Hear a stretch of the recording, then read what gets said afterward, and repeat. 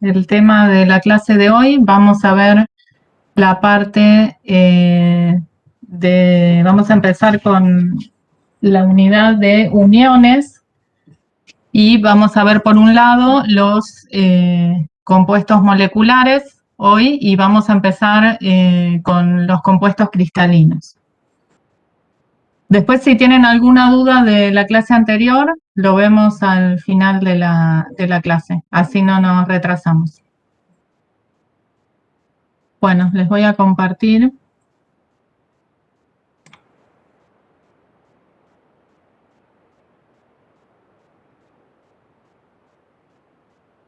Bueno, ¿se ve? ¿Sí? Si alguno me contesta, porque no los veo. ¿Se ve la presentación? No veo el chat. ¿Sí? Bueno. Sí, se ve, profe. Muy bien. Bueno, vamos a comenzar entonces. Vamos a ver primero un repaso, porque esto también ya lo habían visto en las químicas anteriores, de cómo clasificamos a los distintos tipos de sólidos. ¿Sí? Por un lado están los sólidos que llamamos moleculares, los sólidos iónicos, los sólidos covalentes y los sólidos metálicos. ¿Sí? Entonces, de esta unidad, cada uno de estos tipos de sólidos va a corresponder a un tema diferente. ¿Sí? Tenemos 2,1, 2,2, 2,3 y 2,4. Perdón. Bueno, entonces, los distintos tipos de sólidos se caracterizan por los distintos tipos de partículas que conforman a ese sólido y también se caracterizan por los tipos de uniones que hay entre esas partículas. Entonces, por un lado, tanto los sólidos iónicos como los covalentes y los metálicos están unidos por enlaces que llamamos de tipo primario, que son más fuertes que las uniones que mantienen unidas a las moléculas o a los átomos en el caso de los compuestos moleculares. Entonces vamos a hacer un repaso de estos tres últimos, que son los que tienen las uniones de tipo primarias, y después vamos a continuar con los sólidos moleculares. Los sólidos iónicos, como ustedes ya saben, son sólidos que están formados por cationes y aniones, por partículas cargadas, que entre ellas están unidas por fuerzas electrostáticas, y como dijimos, este es un tipo de unión primaria, por lo tanto, van a tener altos puntos de fusión, son uniones fuertes, tienen baja conductividad eléctrica y térmica, ya vamos a ver cuando vemos esta unidad, y ustedes ya lo saben, que los sólidos iónicos, cuando están como sólidos, no conducen, porque esas cargas, por más que tenga partículas cargadas, están sujetas en la red y no se pueden desplazar. Pero cuando están en solución o fundidos, sí pueden conducir justamente por tener esas partículas cargadas. Son duros y quebradizos, también vamos a ver por qué son quebradizos. Y acá tienen algunos ejemplos de compuestos iónicos que son los que llamamos en general sales: cloruro de sodio, dióxido de titanio, sulfuro de zinc. Los compuestos covalentes son aquellos que también se llaman macromoléculas, porque están formadas por átomos que están unidos por enlaces covalentes en todo el espacio. ¿Sí? Tienen estructuras tridimensionales en donde todos los átomos están unidos por enlaces covalentes. Y tienen las características también de tener muy altos puntos de fusión, porque estos enlaces son muy fuertes, son direccionales, y en general tienen baja conductividad eléctrica o térmica. Vamos a ver que algunos de los compuestos que también clasificamos como covalentes son en capas y tienen como una mezcla de enlaces covalentes y fuerzas de Van der Waals entre capa y capa, como por ejemplo el grafito, ¿sí? Y también algunos, por tener dobles enlaces alternados, como el grafito, pueden conducir. Pero en general, estas son las características de los compuestos covalentes. Ejemplo, el diamante, que es el otro alótropo del carbono, y el cuarzo, que es el dióxido de silicio, que vamos a ver también que puede formar los vidrios. Y el otro tipo de sólido son los metales. que las unidades son átomos que están unidos por lo que llamamos enlace metálico. También vamos a ver cuando presentemos esta unidad que hay dos modelos para explicar el enlace metálico. El más sencillo es considerar que los átomos son cationes y todos los electrones se comparten entre todos los átomos y se pueden desplazar en un orbital gigante sobre todos esos átomos positivos. Ese sería el modelo del mar de electrones y eso explica la gran conductividad eléctrica y térmica que tienen los metales. Son maleables y dúctiles, ya vamos a ver, también los vamos a relacionar con su estructura, porque las capas se pueden desplazar unas sobre otras y hace que se puedan deformar para poder formar láminas o para poder formar hilos. Y con respecto a los puntos de fusión, que algo comentamos la clase pasada, en general los metales que llamamos típicos tienen altos puntos de fusión, pero hay otros que tienen bajos y también comentamos que el mercurio es líquido, ¿sí? Ya vamos a explicarlo también en función de qué es eso, ¿sí? Tiene que ver con la cantidad de electrones que pone en juego cada metal, ¿sí? Por ejemplo, el sodio, que tiene un electrón para poner en juego en ese mar de electrones, tiene un punto de fusión de 97 grados centígrados. En cambio, el cromo, que tiene 6 electrones, tiene un punto de fusión de casi 1900 grados. ¿Sí? Entonces, cuanto más electrones haya puestos en juego en ese enlace, más fuerte va a ser esa unión entre los átomos. Ejemplos de metales: cobre, hierro, níquel, oro y todos el resto de los metales que aparecen en la tabla periódica. Bien, entonces esa sería una presentación que vamos a hacer del resto de los sólidos. Y hoy nos vamos a centrar un poco más en la parte de los sólidos moleculares. Entonces, justamente se llaman sólidos moleculares porque las partículas que los forman, o las partículas unitarias, son moléculas. Y ponemos átomos también porque los gases nobles, ¿se acuerdan que aparecen en forma monoatómica? Entonces, por eso también incluimos átomos. Pero en general, las partículas son moléculas. Y las fuerzas entre esas partículas, o sea, las fuerzas entre esas moléculas, van a ser diferentes de acuerdo a las características de la molécula, ¿sí? Pueden ser fuerzas de dispersión de London o Van der Waals, que son las más débiles. Hay fuerzas dipolo-dipolo y fuerzas por puente de hidrógeno. Y en general dijimos que estas fuerzas, como son de tipo secundario, son más débiles que para el resto de los sólidos que mencionamos recién. Entonces, en general, estos tipos de compuestos son gases o líquidos a temperatura ambiente, tienen bajos puntos de fusión y también en general no son conductores ni de la electricidad ni de la temperatura. ¿Sí?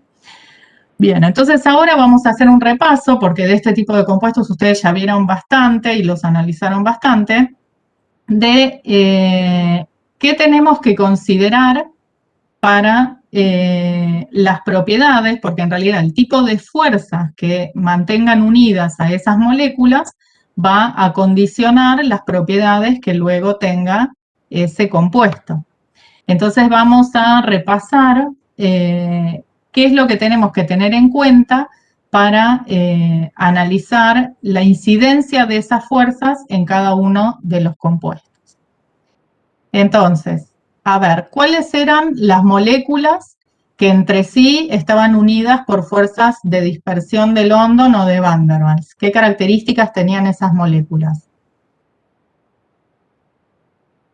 ¿Quién se acuerda? Ambas eran no polares. Bien, eran moléculas no polares.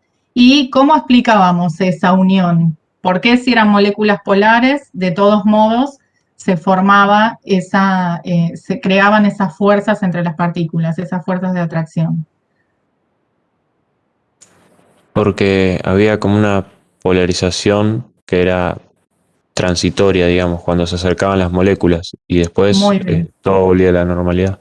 Bien, porque los electrones, como explicamos en la clase pasada, se van moviendo alrededor del núcleo atómico. Entonces, lo que se considera es que por un momento hay como más densidad electrónica en una zona y menos en la otra, entonces se forma un dipolo temporario. Y eso explica que se puedan generar estas fuerzas de atracción, que son las más débiles de todas. En realidad, estas fuerzas de dispersión existen en todo el resto de las moléculas también, pero como son tan débiles, predominan o las dipolo-dipolo o las de puente de hidrógeno, que son más fuertes, dependiendo del tipo de molécula. Entonces, si queremos comparar, por ejemplo, dos compuestos diferentes, ¿sí? El hexafluoruro de azufre y este compuesto es un compuesto orgánico que se llama decano, ¿sí? Es un compuesto que tiene 10 átomos de carbono y cada carbono tiene 4 ligandos y forman toda una cadena y el resto de las uniones, de las uniones están unidos hidrógenos. Si comparamos la masa molecular de estos dos compuestos, es igual. Las dos pesan 146 gramos por mol. Pero el punto de fusión es de menos 51 para el hexafluoruro de azufre y de menos 30 para el decano. Entonces, fíjense que acá la masa molar no tiene incidencia porque si pensáramos que depende de la masa molar, los dos deberían tener el mismo punto de fusión. Entonces, ¿qué es lo que tenemos que analizar? Si analizamos las formas de las moléculas, fíjense que el hexafluoruro de azufre tiene una forma que es un octaedro, ¿sí? La podemos pensar medio como esférica y cuando toma contacto con otra molécula no tiene demasiado contacto una con otra. En cambio, el decano es esta cadena de 10 átomos de carbono, que en realidad se acomodan en forma de zigzag, y las bolitas grises serían los carbonos y las esferitas blancas los hidrógenos. Entonces, fíjense que si se pone en contacto una molécula de decano con otra, tiene mucha superficie de contacto, porque es una molécula alargada. Entonces, justamente, las fuerzas de dispersión van a ser mayores en el decano que en el hexafluoruro de azufre porque tienen más superficie de contacto y hay más interacción de esos dipolos temporarios que dijimos que se forman. Entonces, cuando analizamos o comparamos cuáles van a ser, en qué molécula van a ser mayores las fuerzas de dispersión, no tenemos que basarnos solamente en la masa molar, sino que nos tenemos que basar en la forma que tiene, ¿sí? Porque lo importante es la superficie de contacto que haya entre una molécula y otra. Profe, una Sí, consulta. sí. En general se cumple que si uno tiene una geometría molecular, por ejemplo, tetraédrica y octaédrica, la tetraédrica va a tener un punto de fusión menor por tener más lugar de contacto. En general, ahí la forma va a ser media parecida entre la tetraédrica y la octaédrica, ¿sí? Acá lo que tenemos es mucha diferencia en el decano y en el Por la hexafluoruro de azufre, exactamente, por la cadena. Entonces, Claro. en el otro caso, no va a ser tan determinante la forma, sino que va a tener también un poco de preponderancia la masa molar, ¿sí? En este caso es como más extremo, una muy alargada y la otra como más forma esférica, ¿sí? Claro. Entonces es casi insignificante la diferencia. Cuando está Ahí solo como que octaédrica o tetraédrica. claro, tendrían más preponderancia la masa molar en ese caso, ¿sí? Claro. Porque también cuanto más masa molar van a ser más grandes Sí. en tamaño, ¿sí? Fíjense ahora no es nada. Fíjense ahora esta serie de moléculas, tenemos hidrógeno, flúor, cloro, bromo y yodo, son todas moléculas diatómicas. Si consideramos la forma, todas van a tener una forma similar, porque van a ser dos átomos unidos por un enlace covalente en el centro, y van a tener esta forma, como acá está representado el hidrógeno. Entonces, si los dos tienen la misma forma, o como decíamos recién, una forma similar, acá vemos que el punto de fusión aumenta a medida que bajamos en este grupo que está escrito, y a medida que bajamos también aumenta la masa molar. Entonces, en este caso, va a ser más preponderante el efecto del aumento de la masa molar, porque al aumentar la masa molar también son más grandes los átomos, es mayor esa distancia de enlace. Por ejemplo, el hidrógeno, un átomo de hidrógeno con el otro está más cercano que un átomo de yodo con otro átomo de yodo, ¿sí? Al formar el enlace. Entonces, al ser más grande, también aumenta la superficie de contacto entre molécula y molécula, ¿sí? Entonces, esto es lo que tenemos que tener en cuenta, porque en general uno tiende a pensar que cuanto mayor masa molar, mayor va a ser la fuerza de dispersión. Pero no es directamente así si las formas de las moléculas son muy diferentes, como vimos en el primer caso, ¿sí? Bien, entonces, que sean mayores las fuerzas de dispersión quiere decir que mantiene unidas con más fuerza una molécula con otra, por lo tanto, va a ser mayor el punto de fusión y el punto de ebullición, ¿sí? Porque al pasar de un estado de agregación a otro, se van separando las moléculas y cada vez cuesta más separarlas si las fuerzas de unión entre ellas son mayores. ¿Alguna consulta? Bien, bueno, ahora pasamos a analizar moléculas que están unidas por fuerzas dipolo-dipolo. En este caso, las moléculas, para que haya fuerzas dipolo-dipolo, tienen que ser polares, ¿sí? Y ustedes ya aprendieron también cómo analizar la polaridad de las moléculas. Entonces, lo que tenían que tener en cuenta era, primero, armar la geometría de la molécula, ver si tiene pares libres, y ver cómo es la electronegatividad de un átomo con respecto al otro. Entonces, si consideramos el amoníaco, NH3, tenemos el nitrógeno, 3 hidrógenos y un par libre. Entonces, si analizamos los dipolos entre los enlaces, el más electronegativo es el nitrógeno, por lo tanto, estos 3 dipolos van a ir en este sentido, y cuando había un par libre, el dipolo iba hacia arriba, ¿sí? Hacia el par libre. Entonces, si hacemos la suma de todos estos vectores, nos da una resultante hacia arriba bastante grande, ¿sí? O sea que es una molécula polar. Si ahora lo comparamos con el trifluoruro de nitrógeno, o sea que en vez de hidrógeno tenemos 3 flúor, se invierte el sentido de los dipolos de los enlaces entre el nitrógeno y el flúor con respecto al nitrógeno y los hidrógenos. El del par libre siempre sigue hacia arriba. Si hacemos ahora la suma de estos vectores, nos da una resultante pequeña hacia abajo. Entonces, ¿en cuál de estas dos moléculas ustedes piensan que va a haber mayor, o las fuerzas dipolo-dipolo van a ser mayores o más fuertes? La de la izquierda. La de la izquierda, en el amoníaco, ¿sí? Entonces, cuando uno, fíjense, los puntos de ebullición es de menos 33 para el amoníaco y de menos 129 para el trifluoruro de nitrógeno. Entonces, en el caso de moléculas polares, donde las fuerzas de interacción son de tipo dipolo-dipolo, van a ser mayores esas fuerzas cuanto más polar sea la molécula.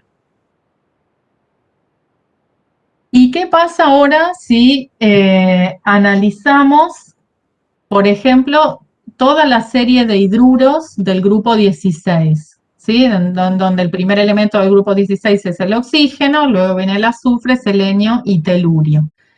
Si analizamos los puntos de ebullición de los hidruros, vemos que aumentan a medida, si consideramos a partir del segundo, del azufre, aumentan a medida que bajamos en el grupo. Y si seguiríamos con esta tendencia, el punto de ebullición del agua sería menor a menos 50, ¿sí? Y sabemos que el punto de ebullición del agua es 100, ¿sí? Entonces, vemos que hay una desviación de lo que debería ser normalmente si seguiría la tendencia lógica. Y esto es porque justamente en el agua aparecen fuerzas de tipo puente de hidrógeno. ¿sí? Que se daba, ¿se acuerdan? Cuando el hidrógeno estaba unido a elementos muy electronegativos, como oxígeno, flúor o nitrógeno. Entonces, este tipo de fuerzas de interacción se consideraban como un extremo de las dipolo-dipolo, que era en donde se llegaba a uniones mucho más fuertes, y eso se daba porque al tener, al estar el hidrógeno unido a un átomo muy electronegativo, como dijimos oxígeno, flúor o nitrógeno, queda una densidad de carga positiva muy grande sobre ese hidrógeno y forma enlaces de tipo puente de hidrógeno con los pares libres del otro elemento. En este caso, la molécula de agua, que tiene dos pares libres, forma puente de hidrógeno con los hidrógenos de otras moléculas, ¿sí? Hacia acá, y los hidrógenos de esta molécula también con otras. Entonces, este tipo de fuerzas puente de hidrógeno vemos que son más fuertes que las dipolo-dipolo y dentro de las fuerzas secundarias son las más fuertes que existen. Y fíjense que este tipo de fuerzas por puente de hidrógeno se da en otros tipos de compuestos que llamamos orgánicos también, no solo en compuestos inorgánicos, por ejemplo en los ácidos carboxílicos como el ácido acético, que tiene este grupo funcional en donde también aparecen oxidrilos, en los alcoholes, donde aparecen oxidrilos, en la celulosa, por ejemplo, que son cadenas con anillos y también tienen oxidrilos, entonces entre una cadena y otra también aparecen fuerzas por puente de hidrógeno. Y este tipo de fuerzas es característica en la estructura que adopta el ácido bórico. El ácido bórico era el H3BO3, ¿sí? Entonces, son moléculas en donde hay un boro, que sería, por ejemplo, esta es una molécula, el boro sería la esferita rosa que está unida a 3 oxígenos rojos y cada oxígeno unido a un hidrógeno. Entonces es H3BO3. Esa es la fórmula del ácido bórico. Entonces, cada molécula puede formar puente de hidrógeno con otra molécula. Cada hidrógeno se une a los pares libres del oxígeno de otra molécula y de esa forma pueden formar esta estructura que es una red y forma capas que después cuando veamos el grupo 13 que corresponde al ácido bórico vamos a analizar bien cómo es esta estructura y la incidencia que tiene en las propiedades. Bien, entonces, esto con respecto a los diferentes tipos de enlaces. Cuando hablamos de compuestos moleculares, entonces dijimos que esos compuestos moleculares están formados por moléculas. Entre molécula y molécula hay fuerzas de tipo secundarias, pero dentro de la molécula, entre los átomos, hay enlaces de tipos covalentes. Y se aplicaron o se presentaron distintas teorías que explican o tratan de explicar cómo es ese enlace covalente entre un átomo y otro, ¿sí? Y hay distintas teorías que en realidad con todas las teorías tenemos que llegar a la misma conclusión y a la misma estructura de la molécula, ¿sí? No podemos llegar a resultados diferentes por una teoría o por otra. Todas son complementarias y ayudan a explicar diferentes características de las moléculas. Entonces ahora estamos hablando dentro de la molécula cómo es la unión covalente entre los átomos dentro de la molécula, ¿sí? La teoría de repulsión de los pares electrónicos de capa de valencia, ustedes ya la vieron en Química 1 y esta teoría lo que me permite predecir es cómo se van a acomodar los distintos átomos en la molécula, ¿sí? ¿Qué forma va a adoptar la molécula? La siguiente teoría, que es la teoría del enlace de valencia, nos permite explicar cuáles son los orbitales que se solapan de cada átomo para formar ese enlace, ¿sí? Porque en la primera teoría lo que podemos predecir es cómo es la forma, pero no explica nada de cuáles son los orbitales que se solapan y que se juntan entre un átomo y otro para formar la molécula. Eso lo podemos ver con la teoría del enlace de valencia. Y hay una tercera teoría, que es la de orbitales moleculares, que con esta podemos predecir, por ejemplo, las propiedades magnéticas de la molécula, cuál va a ser el orden de enlace, o sea, si entre esos dos átomos va a haber un enlace simple, uno doble o uno triple, y también podemos hacer un esquema de las energías de esos enlaces. Entonces ahora vamos a analizar cada una. Vamos a ver la teoría de repulsión de los pares electrónicos de la capa de valencia, la vamos a repasar nomás porque esta ya la vieron. Entonces, ¿qué es lo que dice esta teoría? Que los electrones que se encuentran alrededor de un átomo se ubican de manera de estar lo más separados posibles, ¿sí? Porque los electrones se repelen entre sí. Entonces, llamamos regiones de elevada densidad de energía, las que aparecen alrededor del átomo, y estas regiones de elevada densidad de electrónica van a ser o los enlaces simple, doble o triple, o cada par electrónico que esté no compartido en la molécula. Entonces, por ejemplo, en la molécula de amoníaco, si la representamos de acuerdo a la estructura de Lewis, va a tener 3 enlaces simples y un par no compartido, un par libre. La geometría, de acuerdo a esta teoría, va a ser un tetraedro, ¿sí? Geometría tetraédrica, que es la geometría electrónica, y esa geometría electrónica va a ser diferente de la molecular si aparece algún par libre en la molécula. Entonces, en este caso, la geometría electrónica es tetraédrica, pero la geometría molecular va a ser de pirámide trigonal. Bien, entonces acá vemos, según la cantidad de densidades electrónicas, cómo es la geometría que queda, que sería la geometría electrónica, y después, dependiendo si aparecen pares libres o no, cómo se deriva en las distintas geometrías moleculares. Bueno, esto lo paso rápido, cualquier cosa lo repasan porque ya lo vieron. Bien, entonces,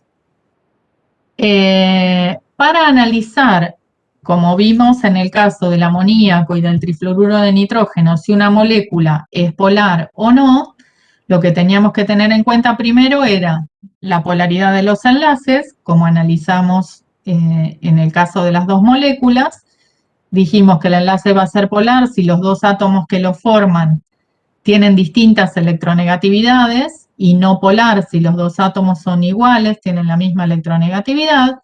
Y luego lo que tenemos que analizar es la geometría de la molécula. Entonces, por más que dentro de la molécula haya enlaces polares, por ejemplo en el caso del tetracloruro de carbono, como esta molécula es homogénea, si es tetraédrica con los 4 ligandos iguales, esos dipolos se van a anular y la molécula queda no polar. Pero si uno de esos ligandos es diferente, por ejemplo en este caso que tenemos 3 hidrógenos y un cloro, esta molécula es polar, porque los dipolos no se anulan, ¿sí? Lo mismo como habíamos visto en el caso del amoníaco, que al tener un par libre, también queda una molécula polar. Bien, esto ya lo saben, lo repasamos para recordarlo. Bien, la teoría del enlace de valencia, que también ya la vieron, dijimos que es la que nos permite explicar cuáles son esos orbitales que se solapan para formar el enlace, ¿sí? Y en esa zona de solapamiento es donde se ubican los electrones que aportan los átomos que están involucrados en ese enlace.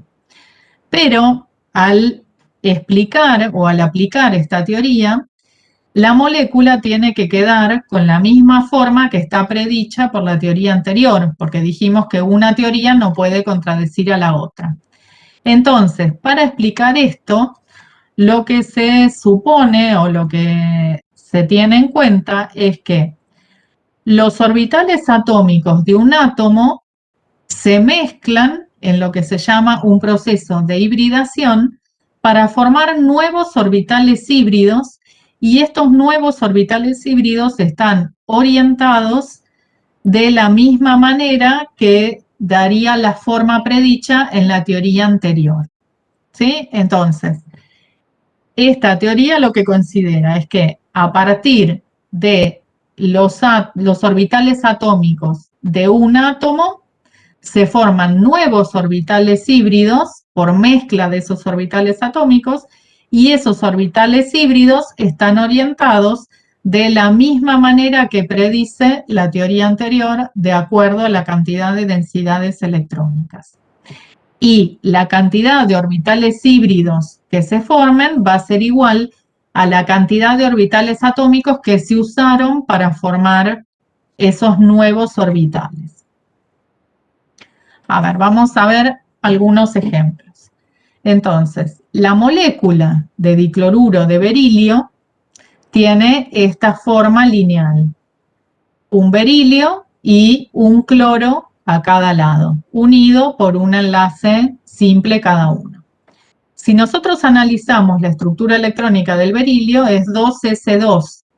Y con estos, o con los dos electrones en un orbital 2s, no podemos explicar que el berilio forme esta molécula.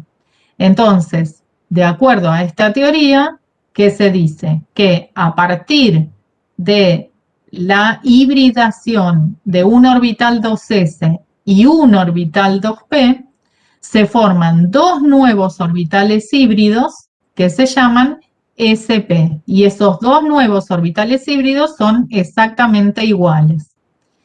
Entonces, a partir del 2s del berilio y el 2p, se forman dos orbitales híbridos. Como son dos orbitales, serían dos densidades electrónicas y están ubicados en forma lineal.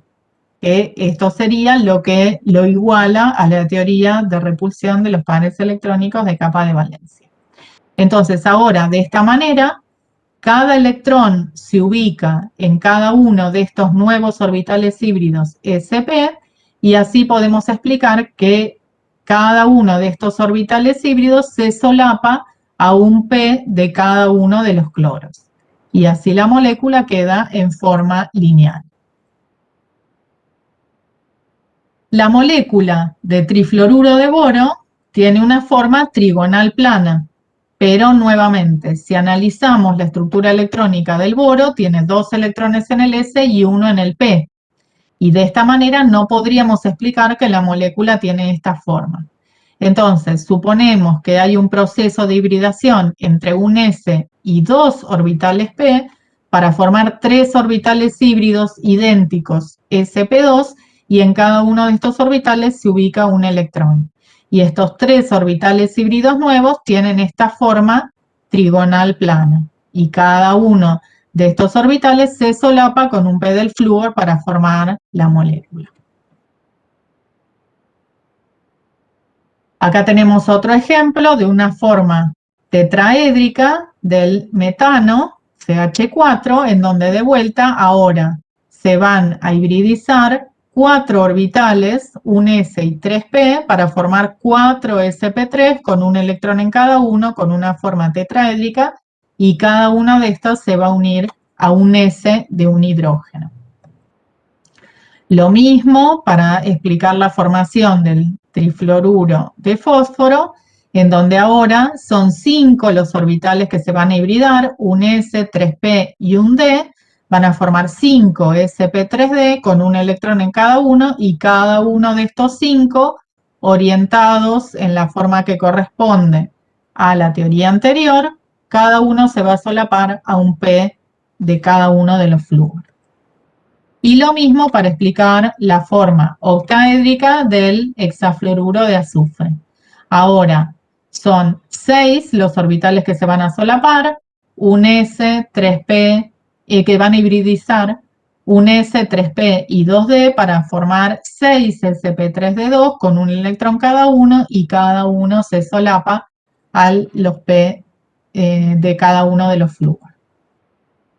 ¿Hasta acá se entendió? Esto ya lo habían visto, ¿no? No, profe, no lo vimos eso. ¿No lo habían visto nunca, lo de hibridación?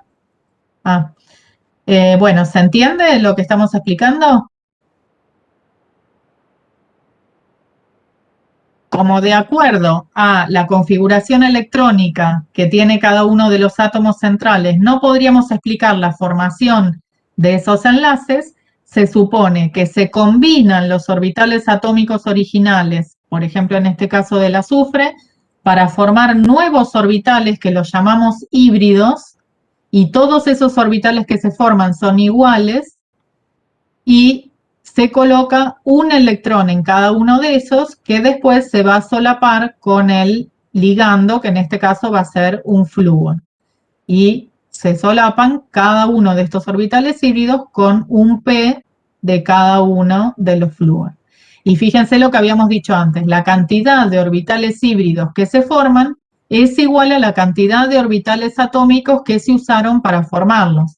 Acá usé 6 orbitales atómicos, un S, 3P y 2D, y formé 6 orbitales híbridos, y siempre los orbitales híbridos que se forman son exactamente iguales unos con otros.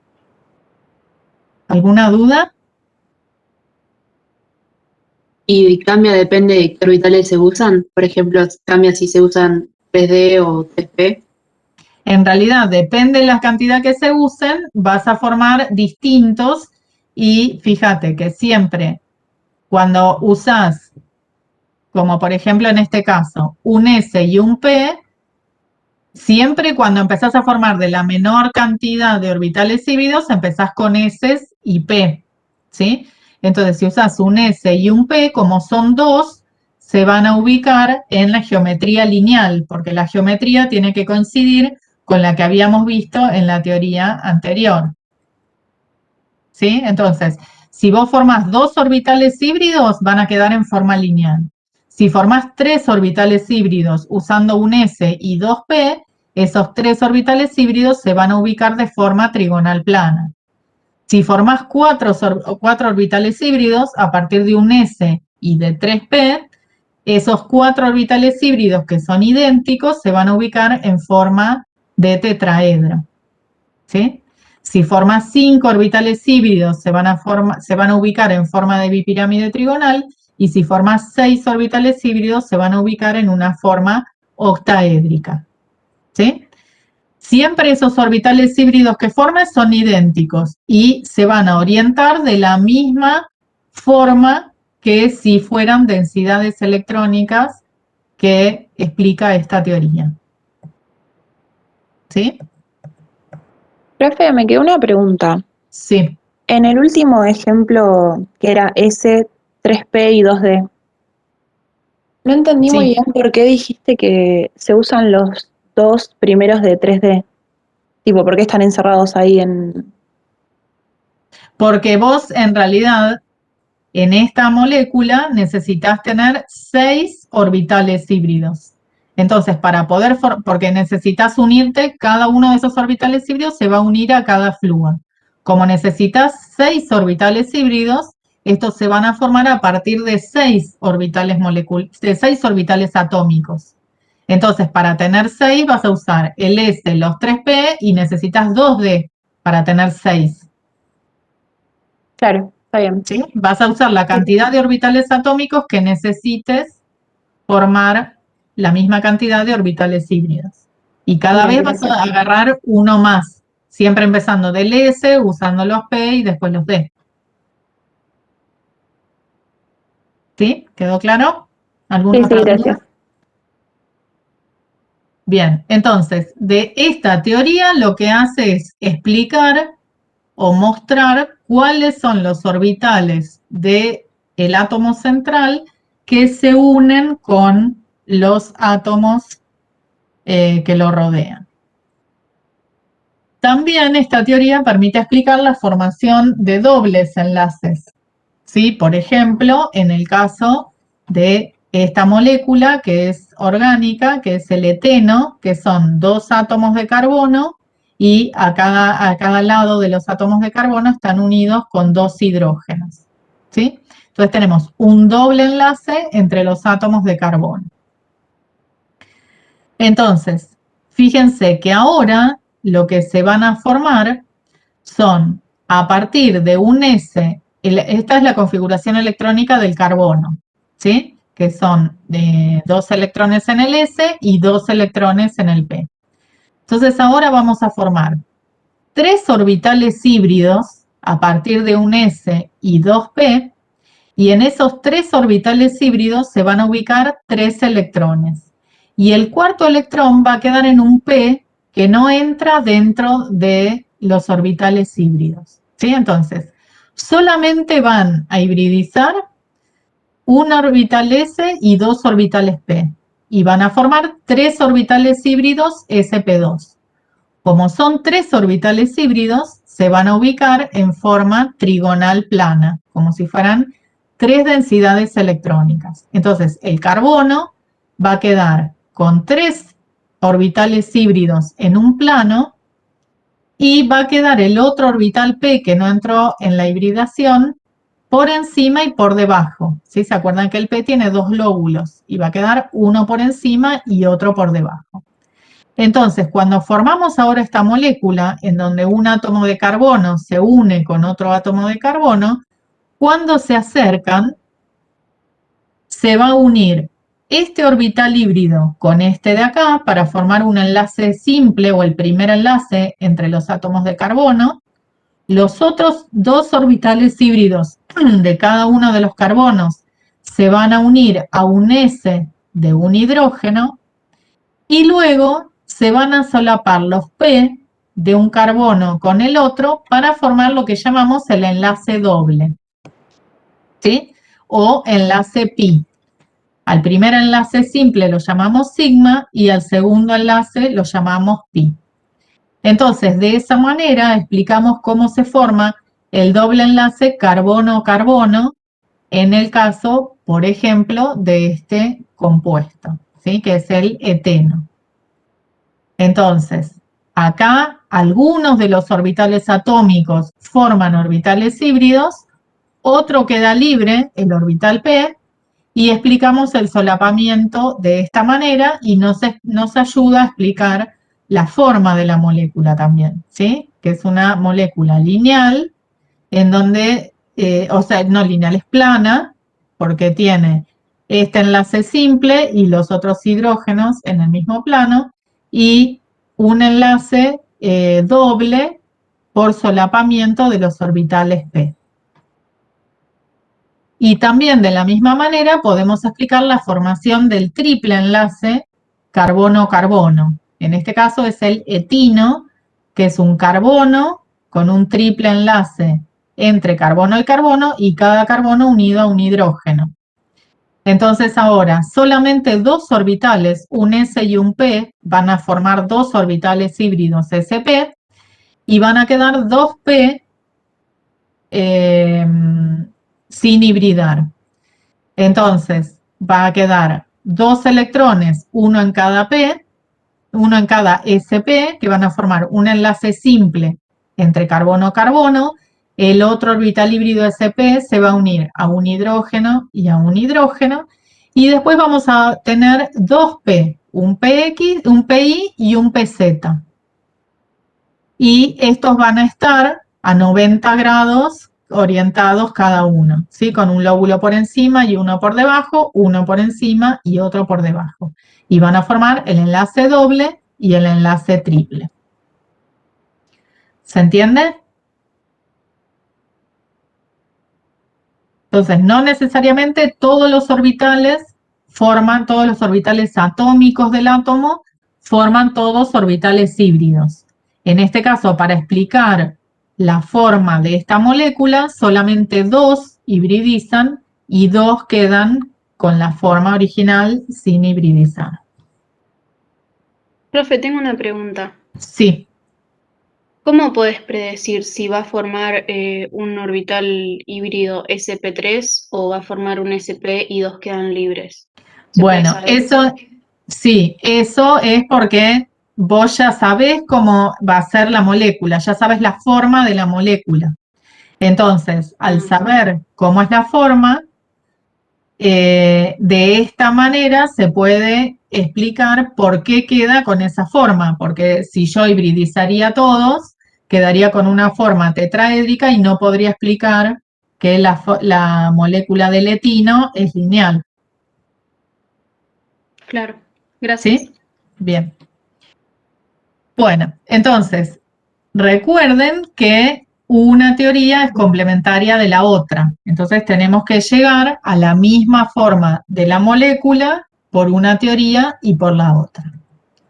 Y la última teoría es la teoría de orbitales moleculares, que esta lo que nos permite es predecir otras propiedades de la molécula, como habíamos dicho, sus propiedades magnéticas y el orden de enlace. Vamos a ver en qué se basa esta teoría. Ahora, lo que dice esta teoría es que cuando se unen dos átomos, cada átomo aporta sus orbitales atómicos y por combinación lineal de estos orbitales atómicos se forman nuevos orbitales moleculares. Y en esos nuevos orbitales moleculares es donde se ubican los electrones que aporta cada uno de los átomos. Entonces, fíjense que es diferente a la anterior. En la anterior del enlace de valencia dijimos que un determinado átomo, por ejemplo el carbono, combina sus orbitales atómicos y forma nuevos orbitales híbridos, pero por combinación de sus orbitales atómicos. Ahora, en el caso de la teoría de orbitales moleculares, es diferente. Los dos átomos que van a formar el enlace aportan sus orbitales atómicos y por combinación lineal de los orbitales atómicos de los dos átomos se forman nuevos orbitales moleculares y en esos nuevos orbitales moleculares es donde se ubican los electrones que aporta cada uno de los átomos. ¿Sí? Y CLOA es lo que se llama el método que se usa en general para explicar o para representar las moléculas de acuerdo a esta teoría de orbitales moleculares. Vamos a ver ahora, parece complicado, pero cuando lo tenemos que aplicar no es tan complicado. Vamos a recordar lo que vimos la clase pasada. ¿Se acuerdan que dijimos que a partir de la ecuación de Schrödinger de cada átomo podíamos tener como solución una función de onda phi que representaba los niveles de energía y la forma de los orbitales, ¿sí? De los electrones que se encontraban alrededor de cada átomo. Entonces ahora vamos a suponer que un átomo A se va a unir con un átomo B, ¿sí? Y van a formar un enlace entre A y B. Y acá tenemos representada con esta función roja, sería la función de onda o la phi que representa al orbital de ese átomo A. Y con esta otra función roja tenemos representada la función de onda que representa al orbital del átomo B. Entonces, estas phi, funciones de onda, son funciones matemáticas.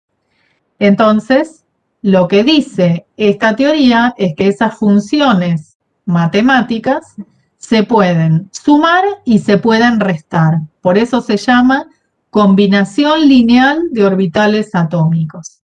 Entonces, si sumamos la función de onda del orbital del átomo A con la función de onda del orbital del átomo B, lo que obtenemos es esta curva azul, que sería la que representa la función de onda del orbital molecular, en este caso, ¿sí?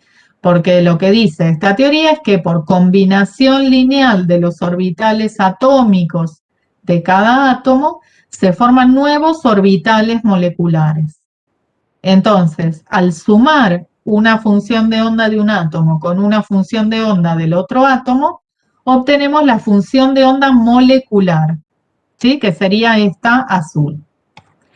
Ahora, si restamos la función de onda de un átomo A con la función de onda del otro átomo B, lo que obtenemos es esta nueva función de onda molecular azul, que es esta que está acá.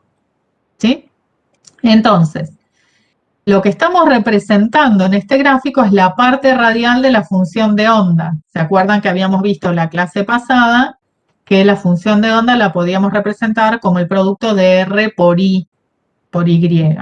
En este caso estamos representando la función de onda radial. Y en el eje X estamos representando la distancia entre los núcleos de los átomos. Entonces, acá tendríamos el centro del átomo A y acá tendríamos el centro del átomo B. Acá tendríamos el centro del átomo A y acá el centro del átomo B. Entonces, fíjense que si sumo matemáticamente las dos funciones de onda, tengo una nueva función de onda donde indica que hay mucha densidad electrónica entre los dos núcleos atómicos, porque tengo un valor alto de la función de onda. En cambio, cuando resto estas dos funciones matemáticas, aparece lo que se llama un nodo en el medio entre los dos núcleos atómicos. Quiere decir que no es muy probable que se encuentren los electrones entre un átomo y el otro. Por eso, al combinar las dos funciones de onda atómicas, obtengo lo que se llama un orbital enlazante, porque hay mucha densidad electrónica entre los núcleos, y un orbital antienlazante, porque no hay probabilidad de que haya densidad electrónica entre los núcleos. ¿Sí? Y siempre obtengo la misma cantidad de orbitales moleculares que la cantidad de orbitales atómicos que usé para formarlos. Entonces, en este caso, a partir de la combinación lineal de dos orbitales atómicos, que son el del átomo A y el del átomo B, obtengo dos orbitales moleculares. Este, que es el enlazante, y este, que es el antienlazante. Esto, fíjense que estamos haciendo una aproximación matemática, ¿sí? Lo tenemos que ver como que sumo y resto funciones matemáticas, ¿sí? Bien. ¿Hasta ahí se entendió lo que dijimos? Bueno, vamos a ver cómo lo aplicamos ahora y cómo representamos un enlace entre dos átomos de acuerdo a esta teoría de orbitales moleculares. Entonces, si ahora considero que tengo la unión o que se van a unir un átomo A con un átomo B, ¿sí? Que en realidad los considero que van a ser dos átomos del mismo elemento, ¿sí? Voy a tener un átomo de un determinado elemento, otro átomo del mismo elemento, pero para diferenciarlos ahora, para hacer el tratamiento, los voy a llamar A y B. Pero son del mismo elemento. Por ejemplo, si tuviera dos átomos de oxígeno que se están uniendo para formar un enlace oxígeno-oxígeno. Entonces, ese átomo tiene electrones en el orbital S y tiene también electrones en los orbitales P. Entonces, cada uno de esos orbitales S está representado por una función de onda phi, como vimos esquemática en el gráfico anterior. Entonces, si yo sumo un orbital S de un átomo con un orbital S del otro átomo, voy a tener un orbital de este tipo representado esquemáticamente, ¿sí? En esta línea horizontal, es la que sería la línea que llamamos que une los núcleos atómicos. Entonces, en esta línea estaría el núcleo de A y el núcleo de B. Entonces, si sumo un S de A y un S de B, obtengo un orbital de este tipo, en donde veo que hay mucha densidad electrónica entre los núcleos atómicos. Si ahora los resto, el orbital S de uno con el orbital S del otro, voy a obtener lo que se llama un plano nodal. O sea, no va a haber densidad electrónica entre un átomo y otro. ¿Sí? Porque si los considero como que estas funciones tienen un signo matemático, si estas dos son positivas, acá me quedaría positivo, pero cuando lo resto, esta parte quedaría negativa. Por lo tanto, queda con esta forma el orbital molecular. Lo que estoy representando acá son los orbitales de cada uno de los átomos y acá los orbitales moleculares. Entonces, a partir de la suma de dos orbitales atómicos, obtengo un orbital molecular enlazante y a partir de la resta de los dos orbitales atómicos, obtengo un orbital antienlazante. En este caso, el enlazante lo voy a llamar sigma S y el antienlazante sigma S asterisco. Siempre que sea antienlazante lo llamo asterisco. Y en este caso S porque derivan de un orbital atómico S. Y sigma o pi, ya vamos a ver después por qué se llaman sigma o pi. Bien, entonces acá, por combinación de dos orbitales S, obtengo dos orbitales moleculares, uno enlazante y uno antienlazante. Si ahora combino un orbital P del átomo A con otro orbital P del átomo B, también voy a obtener por suma un orbital enlazante al sumarlos, porque va a quedar esta zona, estas dos quedan sumadas acá y esta zona acá. Y por resta, esta cambiaría de signo o de color, en este caso como está representado, y quedaría esta zona, esta al revés y esta al revés. Entonces obtengo un enlazante y uno antienlazante.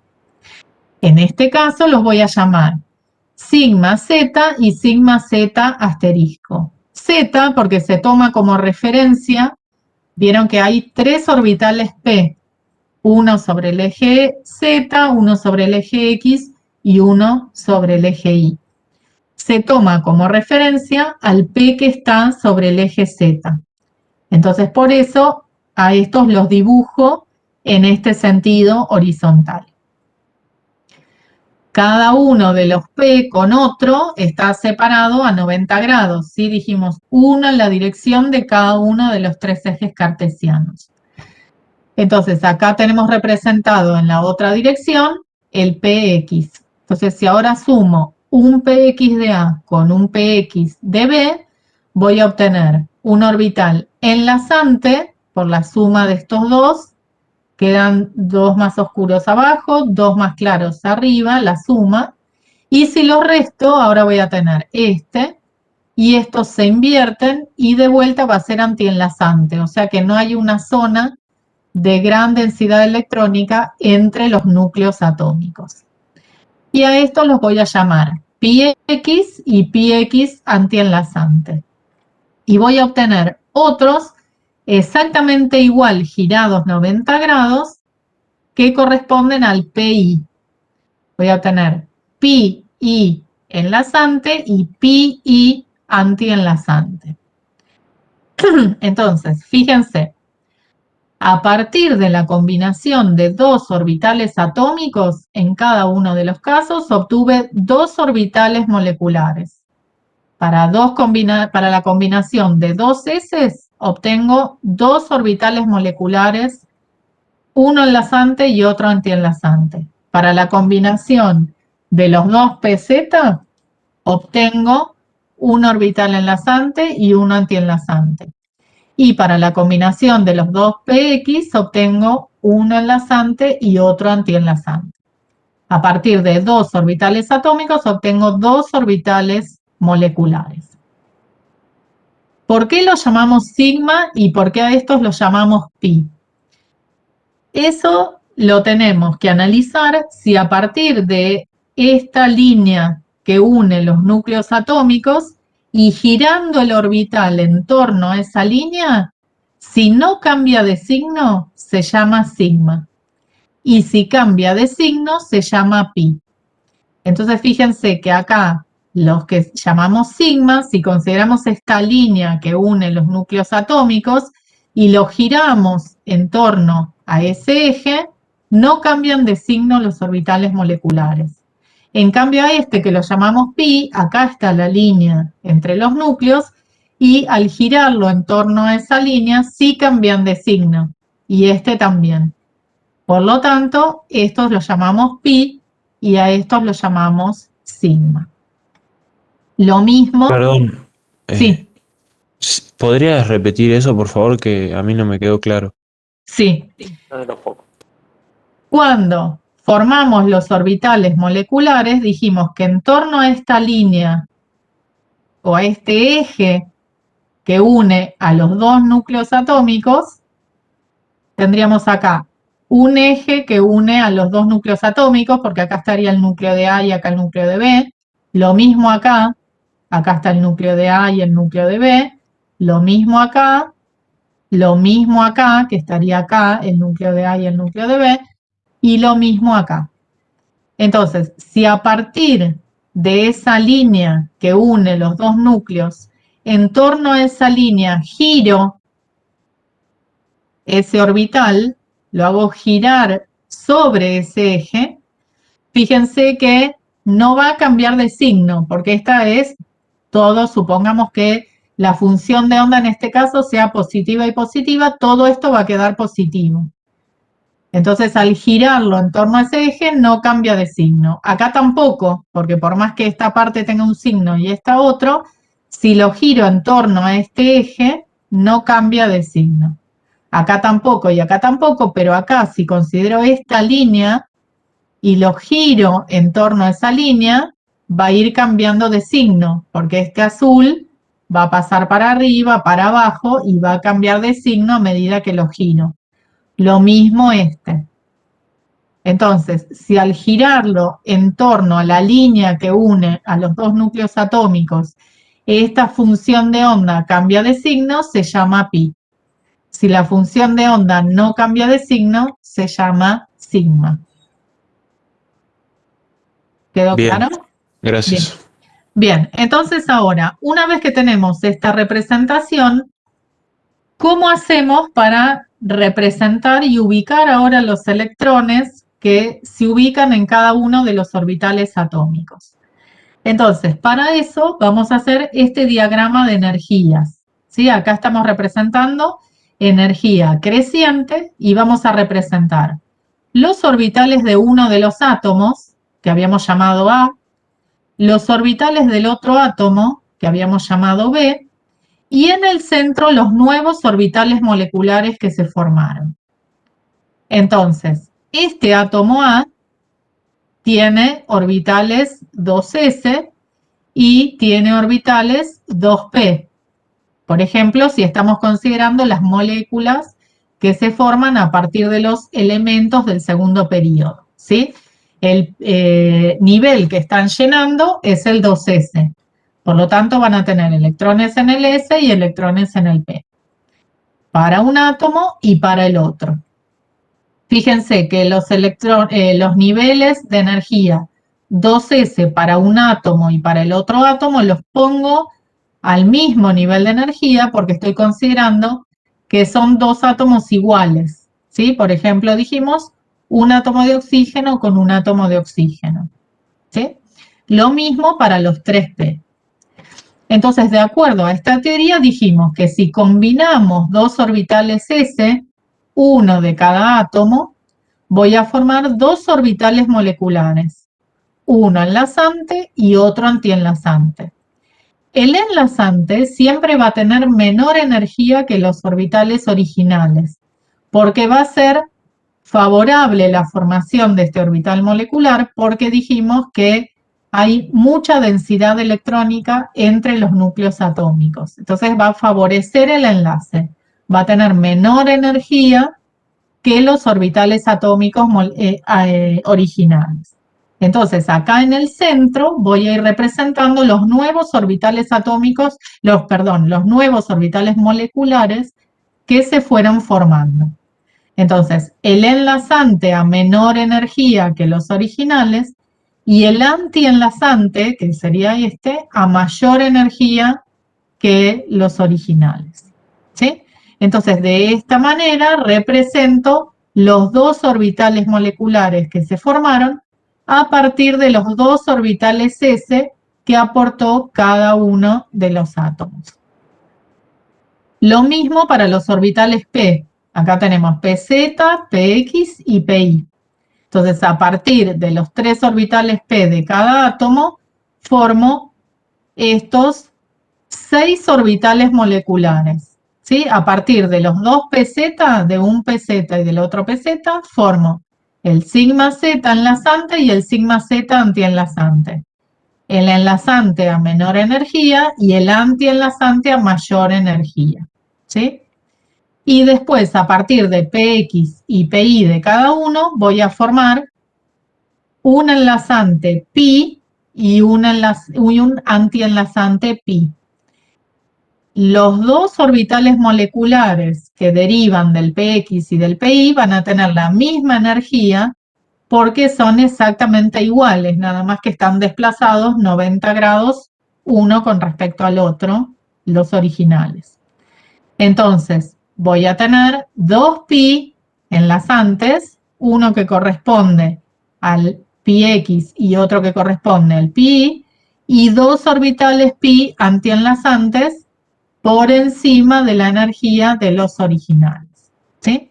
Entonces, de esta manera, a partir de, tengo 1, 2, 3, 4, 5, 6, 7, 8 orbitales atómicos, formé 8 orbitales moleculares. Entonces ahora, los electrones que aporta cada uno de los átomos, los voy a acomodar en estos orbitales moleculares. Porque, ¿qué dice la teoría? Que por combinación lineal de los orbitales atómicos de cada uno de los átomos que forman el enlace, se forman nuevos orbitales moleculares, que son estos que están representados acá en el centro, y en esos orbitales moleculares se ubican los electrones que aporta cada uno de los átomos. Bien, entonces, vamos a hacer un ejemplo. Si ahora queremos representar el enlace entre dos átomos de oxígeno, ¿sí? Y formar la molécula de oxígeno 2. Lo primero que tenemos que ver es la configuración electrónica del oxígeno, que es 1s2, 2s2, 2p4. Y ahora nos centramos en el nivel de valencia, ¿sí? Donde el último nivel que está llenando, que es el que va a intervenir en el enlace, que en este caso es el nivel 2 y tiene 2 electrones en el S y 4 electrones en el P. Entonces, hacemos el diagrama, como tenemos dos átomos iguales, el nivel de energía para los orbitales de cada uno de los átomos es el mismo, y ponemos los electrones que corresponde a cada uno. 2 electrones en el S y 4 electrones en el P, para un átomo de oxígeno, y lo mismo para el otro átomo de oxígeno. Entonces ahora en estos orbitales, ¿alguna pregunta? No. En estos orbitales moleculares voy a tener que ubicar 2, 4, 6, 8, 10, 12 electrones. ¿Sí? Voy a tener que ubicar en los nuevos orbitales moleculares los electrones que aportan los dos átomos. Para completar los orbitales moleculares, siempre empiezo a llenar del nivel de menor energía y voy pasando a los de mayor energía, de la misma manera que completaba las configuraciones electrónicas. Entonces, tengo 4 electrones para ubicar en los orbitales moleculares que derivan de los S. Entonces, primero ubico en el nivel de menor energía. 1, 2 y ya se completó. Y paso a completar el nivel de mayor energía. 3, 4 y ya ubiqué los 4 electrones. Ahora paso a ubicar los 8p. ¿Sí? Tengo 2, 4, 5, 6, 7, 8 electrones para ubicar en estos orbitales moleculares. Entonces empiezo del sigma Z enlazante, del de menor energía. Entonces ubico 1, 2 en el de menor energía y paso al de mayor energía siguiente. Y ubico 3, 4 y recién después apareo 5, 6. Como me faltan ubicar 6 más, paso, 2, 4, 6, 2 más, paso al de energía siguiente. Acá tengo 2, 4, 6, 8 para ubicar, ubiqué 2, 4, 6 y ahora 7 y 8. Y ya ubiqué todos los electrones atómicos en los orbitales moleculares. Entonces, esta sería la representación del enlace entre dos átomos de oxígeno. ¿Qué conclusiones puedo sacar a partir de esta representación? Puedo determinar lo que llamamos orden de enlace. Para calcular el orden de enlace, fíjense, tengo que contar la cantidad de electrones que hay en los orbitales enlazantes menos los que hay en los antienlazantes y dividirlo por 2. Entonces, en este caso, voy a tener en los orbitales, los que están llenos, puedo no contarlos. En este caso que el S está completamente lleno, no los cuento porque me daría 2 menos 2, me da 0, o sea que no contribuyen el orden de enlace. Entonces cuento los que corresponden a los orbitales moleculares que derivan del P. Entonces voy a tener 2, 4, 6 en los enlazantes, menos 2 en los antienlazantes, dividido 2, y eso me da un valor de 2. ¿Qué quiere decir un orden de enlace 2? Que entre los átomos de oxígeno hay un enlace doble. ¿Sí? Entonces, a partir del cálculo del orden de enlace, puedo determinar si el enlace que se forma entre esos átomos va a ser simple, doble o triple. Si me da 1, 2 o 3.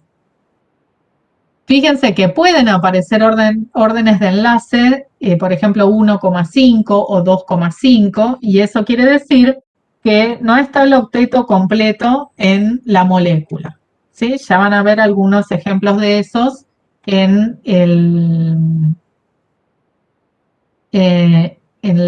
los seminarios, ¿sí? En los ejercicios que tienen que hacer. Ahí me preguntan, si el orden de enlace da 0, quiere decir que no se forma el enlace, no se forma la molécula. ¿Sí?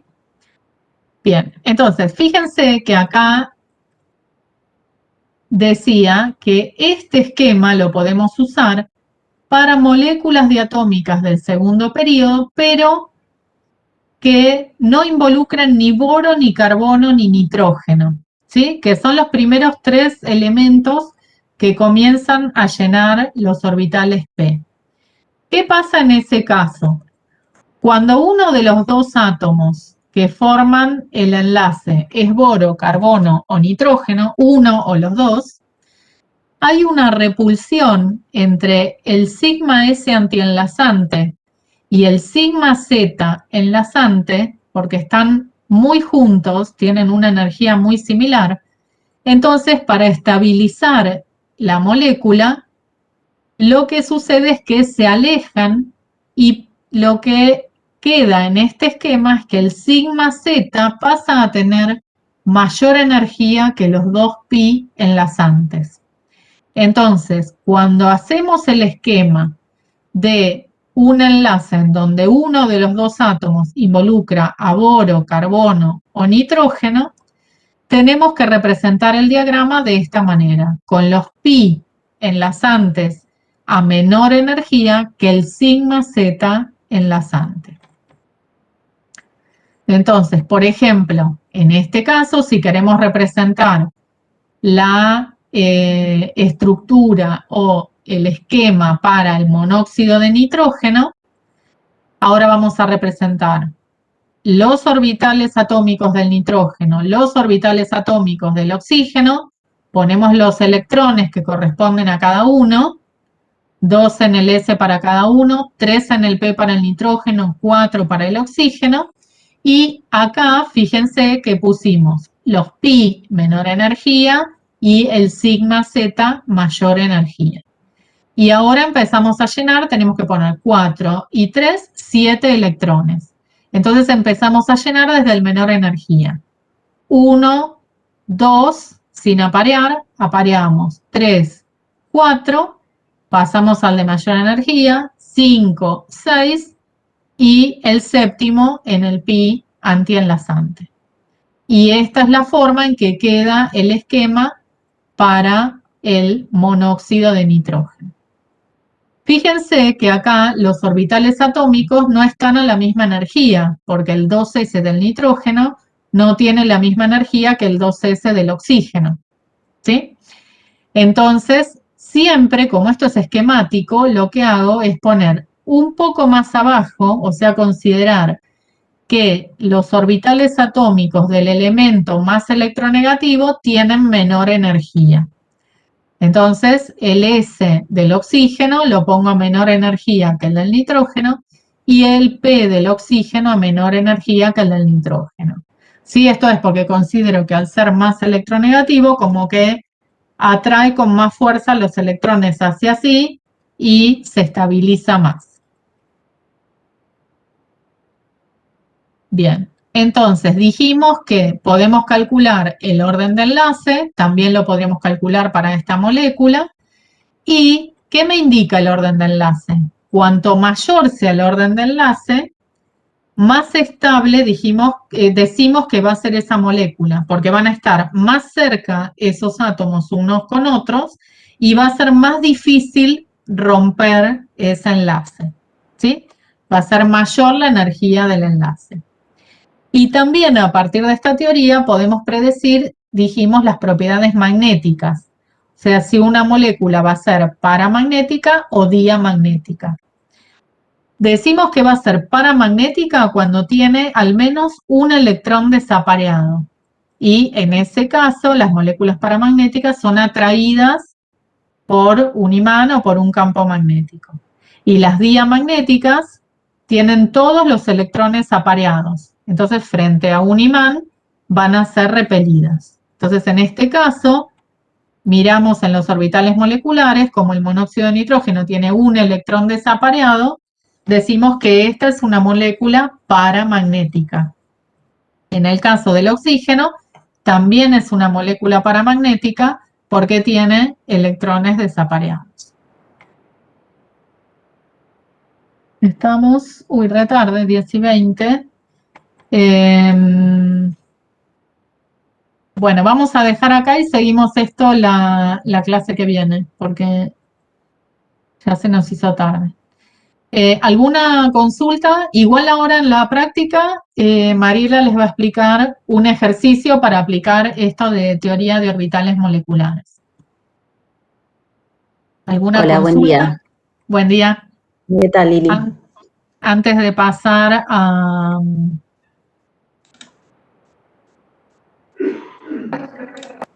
Yo quería hacer una consulta. Sí, Cuando haces el orden enlazante, que se el llama, orden de enlace. el orden de enlace, y Sí. como dijiste vos, que te puede dar, por ejemplo, 1,5, Sí. no termino de entender, porque vos dijiste, por ejemplo, si daba 2, quiere decir que es un enlace doble. Y si da Claro. Ahora, 1,5, ¿cómo entiendo la bien. cantidad de enlaces? Eso es porque podés llegar a plantear estructuras de resonancia entre en la molécula, ¿sí? Eso vieron también ustedes, eso lo van a ver, Mariela, ¿no? En los ejemplos, ¿o no hay con orden de enlace? A ver, sí, creo, sí, hay mitad, sí. Bueno, porque vos fíjate que lo que dijimos es que lo que vos predigas con una teoría no se tiene que contradecir a la otra. Entonces, si el enlace entre oxígeno y oxígeno acá dio 2, quiere decir que se forma un enlace doble entre un átomo de oxígeno y otro, y si yo represento a la molécula de oxígeno por la teoría de repulsiones de los electrones de capa de valencia, tengo que obtener esta forma. No puedo que acá me dé un orden de enlace 2 y que después cuando la represento me dé una forma diferente, ¿sí? Entonces, cuando uno obtiene, por ejemplo, un orden de enlace de 1,5, cuando va a representar la molécula, se va a dar cuenta que ese enlace va a estar entre un simple y un doble, por eso es 1,5. Entonces, planteando estructuras de resonancia, se puede llegar a esa misma conclusión, ¿sí? Que el enlace va a estar entre un simple y un doble. Eso es cuando la molécula no termina de completar el octeto, ¿sí? Entonces ahora van a ver con Mariela algunos ejemplos de cómo representarlo. Y tienen también en el seminario ejemplos de eso. Entonces si quieren, resuélvanlo y cuando les da un número fraccionario, tienen que tratar de representar la forma de la molécula y tiene que coincidir con eso, ¿sí? Como que tienen que validarlo con la forma de la molécula y con las estructuras de resonancia. ¿Sí? Bueno, gracias. Bien. ¿Alguno